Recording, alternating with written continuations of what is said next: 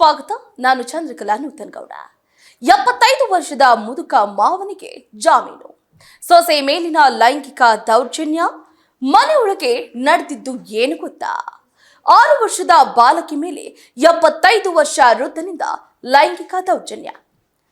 ಆಳಂದ ಪಟ್ಟಣದಲ್ಲಿ 75 ವರ್ಷದ ವೃದ್ಧನೊಬ್ಬ 6 ವರ್ಷದ ಬಾಲಕಿ ಮೇಲೆ ಲೈಂಗಿಕ ದೌರ್ಜನ್ಯ ನಡೆದಿದ್ದು, ಶುಕ್ರವಾರ ಪ್ರಕರಣ ದಾಖಲಿಸಿಕೊಂಡ ಆಳಂದ ಪೊಲೀಸರು ಆರೋಪಿಯನ್ನು ಬಂಧಿಸಿದ್ದಾರೆ.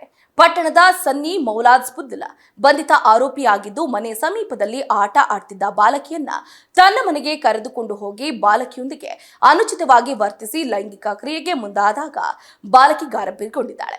ಬಾಲಕಿ ಜೋರಾಗಿ ಕಿರಿಚಿ ಮನೆಯಿಂದ ಅಳುತ್ತಾ ಹೊರಬಂದಿದ್ದಾಳೆ. ಹೊರಗಿನಿಂದ ಪೋಷಕರು ಮನೆಗೆ ಬರುವಷ್ಟರಲ್ಲೇ ವೃದ್ಧ ಪರಾರಿಯಾಗಿದ್ದಾರೆ. ಬಾಲಕಿಯ ಮನೆ ಸುತ್ತಲಿನ ನಿವಾಸಿಗಳು ಸೇರಿದಂತೆ ನೂರಾರು ಜನ ನೀಚ ಕೃತ್ಯ ಖಂಡಿಸಿ ಆಳಂದ ಪೊಲೀಸ್ ಠಾಣೆ ಮುಂದೆ ಜಮಾಯಿಸಿ ಪ್ರತಿಭಟನೆಯನ್ನ ಮಾಡಿದ್ರು. ಆರೋಪಿ ವಿರುದ್ಧ ಫೋಕ್ಸೋ ಕಾಯ್ದೆ ಅಡಿಯಲ್ಲಿ ಪ್ರಕರಣ ದಾಖಲಿಸಿ ಆರೋಪಿಗೆ ಕೂಡಲೇ ಬಂಧಿಸುವಂತೆ ಒತ್ತಾಯವನ್ನು ಮಾಡಿದ್ರು. ಈ ಸಂಬಂಧ ಆಳಂದ ಪೊಲೀಸ್ ಠಾಣೆ ಪಿಎಸ್ಐ ಮಹಂತೇಶ್ ಪಾಟೀಲ್ ಈ ದಿನ ಅಂದ್ರೆ ಕಾಮ್ದೊಂದಿಗೆ ಮಾತಾಡಿ 75 ವರ್ಷದ ವೃದ್ಧನೊಬ್ಬ 6 ವರ್ಷದ ಬಾಲಕಿ ಮೇಲೆ ಲೈಂಗಿಕ ದೌರ್ಜನ್ಯ ಘಟನೆ ಜರುಗಿದೆ. ಶುಕ್ರವಾರ ಫೋಕ್ಸೋ ಕಾಯ್ದೆಯಡಿ ಪ್ರಕರಣ ದಾಖಲಿಸಿಕೊಂಡು ಆರೋಪಿಗೆ ಬಂಧಿಸಲಾಗಿದೆ ಅಂತ ತಿಳಿಸಿದ್ದಾರೆ. ನೋಡಿ, ಬಾಲಕಿ ಮೇಲೆ ಲೈಂಗಿಕ ದೌರ್ಜನ್ಯ ಕಿರುಕುಳ ಎಸಗಿರುವುದು ಅಮಾನವೀಯ ಘಟನೆ.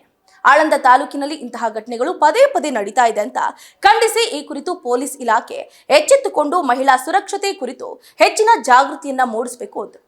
ಇನ್ನು ಈ ಘಟನೆ ಮಾಸುವ ಮುನ್ನವೇ ಲೈಂಗಿಕ ದೌರ್ಜನ್ಯ ಆರೋಪ ಪ್ರಕರಣವನ್ನ ಸೌಹಾರ್ದಯುತವಾಗಿ ಬಗೆಹರಿಸಿಕೊಳ್ಳುವುದಾಗಿ ಸಂತ್ರಸ್ತೆ ತಿಳಿಸಿರುವ ಹಿನ್ನೆಲೆಯಲ್ಲಿ ಆಕೆಯ ಮಾವನಿಗೆ ಹೈಕೋರ್ಟ್ ಜಾಮೀನು ಮಂಜೂರು ಮಾಡಿದೆ.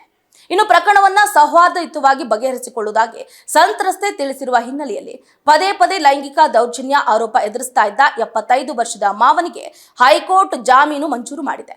ಜಾಮೀನು ಮಂಜೂರು ಮಾಡುವಂತೆ ಕೋರಿ ಆರೋಪಿ ಸಲ್ಲಿಸಿದ್ದ ಅರ್ಜಿಯ ವಿಚಾರಣೆ ನಡೆಸಿದ ನ್ಯಾಯಮೂರ್ತಿ MGS ಕಮಲ್ ಅವರಿದ್ದ ನ್ಯಾಯಪೀಠ ಜಾಮೀನನ್ನ ಮಂಜೂರು ಮಾಡಿ ಆದೇಶವನ್ನು ಹೊರಡಿಸಿದೆ.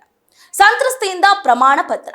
ನೋಡಿ, ವಿಚಾರಣೆ ವೇಳೆ ಸಂತ್ರಸ್ತೆ ಸ್ವತಃ ನ್ಯಾಯಾಲಯಕ್ಕೆ ಹಾಜರಾಗಿ ತನ್ನ ಪರ ವಕೀಲರ ಮೂಲಕ ಪ್ರಕರಣವನ್ನ ಸೌಹಾರ್ದಯುತವಾಗಿ ಬಗೆಹರಿಸಿಕೊಳ್ಳಲಾಗ್ತಾ ಇದೆ. ಆರೋಪಿಗೆ ಜಾಮೀನು ನೀಡುವುದಕ್ಕೆ ಯಾವುದೇ ಆಕ್ಷೇಪ ಇಲ್ಲ ಅಂತ ಪ್ರಮಾಣ ಪತ್ರದ ಮೂಲಕ ನ್ಯಾಯಪೀಠಕ್ಕೆ ತಿಳಿಸಿದರು. ಈ ಅಂಶವನ್ನ ದಾಖಲಿಸಿಕೊಂಡ ನ್ಯಾಯಪೀಠ ಆರೋಪಿಯ ವಯಸ್ಸು ಹಾಗೆ ನ್ಯಾಯಾಂಗ ಬಂಧನವನ್ನ ಪರಿಶೀಲಿಸಿ ನ್ಯಾಯಪೀಠ ಜಾಮೀನು ಮಂಜೂರು ಮಾಡಿದೆ.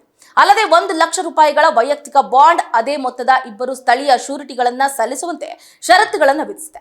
ಇನ್ನು ಜಾಮೀನು ಮಂಜೂರು ಮಾಡಿರುವುದೇ ಆರೋಪಿಯ ನಿರ್ದೋಷಿತ್ವ ಸಾಬೀತುಪಡಿಸುವುದಿಲ್ಲ. ಪ್ರಕರಣದ ವಿಚಾರಣೆ ಮುಂದುವರಿಯಲಿದ್ದು ಆರೋಪಗಳ ಸತ್ಯ ಅಸತ್ಯತೆ ಬಗ್ಗೆ ಅಂತಿಮ ತೀರ್ಮಾನವನ್ನ ನ್ಯಾಯಾಲಯವೇ ಕೈಗೊಳ್ಳಲಿದೆ ಅಂತ ಪೀಠ ತನ್ನ ಆದೇಶದಲ್ಲಿ ವಿವರಿಸಿದೆ. ಇನ್ನು ಪ್ರಕರಣದ ಹಿನ್ನೆಲೆ ಏನು ಅಂತ ನೋಡೋದಾದ್ರೆ, ಪ್ರಕರಣದಲ್ಲಿ ಸಂತ್ರಸ್ತೆಯಾಗಿರುವ ಮಹಿಳೆಯು ಪತಿ, ಅತ್ತೆ ಮತ್ತು ಮಾವನಿಂದ ನಿರಂತರ ಲೈಂಗಿಕ ದೌರ್ಜನ್ಯಕ್ಕೆ ಒಳಗಾಗಿರುವುದರ ಬಗ್ಗೆ ಆರೋಪಿಸಿ ದೂರನ್ನ ದಾಖಲಿಸಿತು.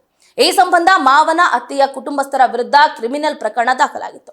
ವಿಚಾರಣೆ ವೇಳೆ ಅರ್ಜಿದಾರರ ಪರ ವಕೀಲರು ಆರೋಪಿಗೆ 75 ವರ್ಷ ವಯಸ್ಸಾಗಿದ್ದು ಹಿರಿಯ ನಾಗರಿಕರಾಗಿದ್ದಾರೆ. ಕಳೆದ 8 ತಿಂಗಳಿಂದ ನ್ಯಾಯಾಂಗ ಬಂಧನದಲ್ಲಿದ್ದಾರೆ. ಕೌಟುಂಬಿಕ ಕಲಹದ ಹಿನ್ನೆಲೆಯಲ್ಲಿ ಅರ್ಜಿದಾರರ ವಿರುದ್ಧ ಸುಳ್ಳು ಪ್ರಕರಣ ದಾಖಲಾಗಿದೆ. ಅಲ್ಲದೆ ಆರೋಪ ಸಂಬಂಧ ದೂರಿನ ದಿನಾಂಕ, ಸಮಯವನ್ನ ಉಲ್ಲೇಖಿಸಿಲ್ಲ.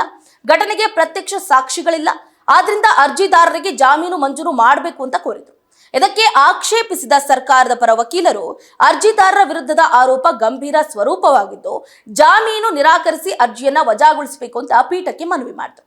ಆದರೆ ನ್ಯಾಯಾಲಯಕ್ಕೆ ಖುದ್ದು ಹಾಜರಾಗಿದ್ದ ಸೊಸೆ ಪ್ರಕರಣವನ್ನು ಸೌಹಾರ್ದಯುತವಾಗಿ ಇತ್ಯರ್ಥಪಡಿಸುವ ಪ್ರಕ್ರಿಯೆ ಕೂಡ ನಡೀತಾ ಇದೆ.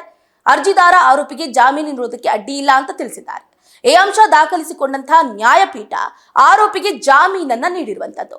ಒಟ್ಟಾರೆಯಾಗಿ 75 ವರ್ಷದ ಮುದುಕ ಮಾವನಿಗೆ ಜಾಮೀನು ಸಿಗ್ತಾ ಇದ್ದಂತೆ ನ್ಯಾಯಾಂಗದ ಮೇಲೆ ಒಂದಷ್ಟು ಪ್ರಶ್ನೆಗಳು ಕೂಡ ಉದ್ಭವ ಆಗ್ತಾ ಇದೆ. ಇದಾಗಿತ್ತು ಇವರೆಗಿನ ಅಪ್ಡೇಟ್. ನೋಡ್ತಾ ಇರಿ ಸ್ಪೀಡ್ ನ್ಯೂಸ್. ನಿಮ್ಮದು ವೇಗ ನಮ್ಮದು.